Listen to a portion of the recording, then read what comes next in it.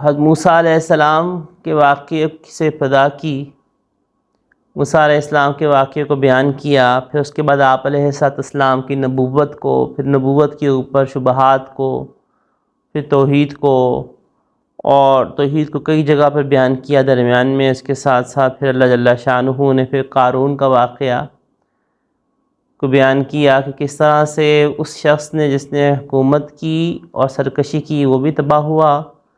اور جس نے مال کے ذریعے سرکشی کی وہ بھی تباہ ہوا۔ تو اصل فائدہ دینے والی چیز جو ہے وہ اللہ کے ہاں اعمال صالح ہیں۔ چنانچہ اسی لحاظ سے اللہ جل شانہ نے اس قارون کے واقعے کو بیان کر کے بیان فرمایا کہ تلک الدار الاخرہ، کہ وہ آخرت والا جو گھر ہے، یہ نجعلھا یعنی مراد جنت، کہ ہم نے اس کو بنایا ہے ان لوگوں کے لیے کہ لا یریدون علوا فی الارض، جو زمین میں سرکشی نہیں کرتے اور نہ ہی وہ زمین میں فساد کرتے ہیں، والعاقبۃ للمتقین، اور نیک انجام متقیوں ہی کے لیے ہے۔ یہاں پہ اللہ جل شانہ نے جو تذکرہ فرمایا ہے یہ گویا کہ ایک طرح سے پورا نچوڑ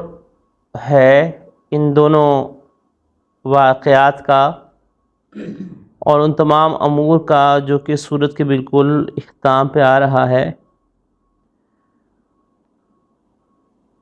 چنانچہ حدیث مبارکہ کے اندر یہ تذکرہ آتا ہے کہ وہ لوگ کہ جو سرکشی چاہتے ہیں زمین میں، ابن ابی حاتم کی روایت ہے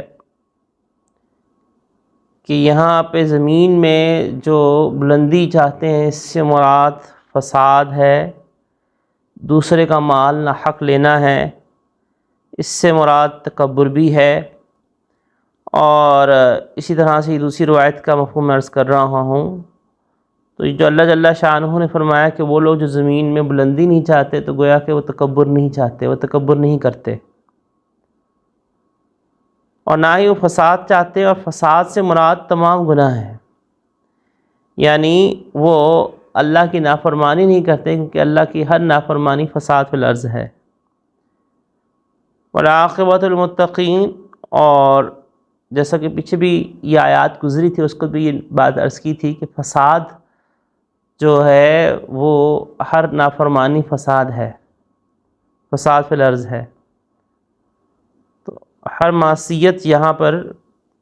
جو دوبارہ اس کا تذکرہ اعادہ کیا گیا، گویا کہ یہ ایک طرح سے پوری صورت کے ان مضامین کا نچوڑ ہے جو اس آخری آیات میں آ رہا ہے۔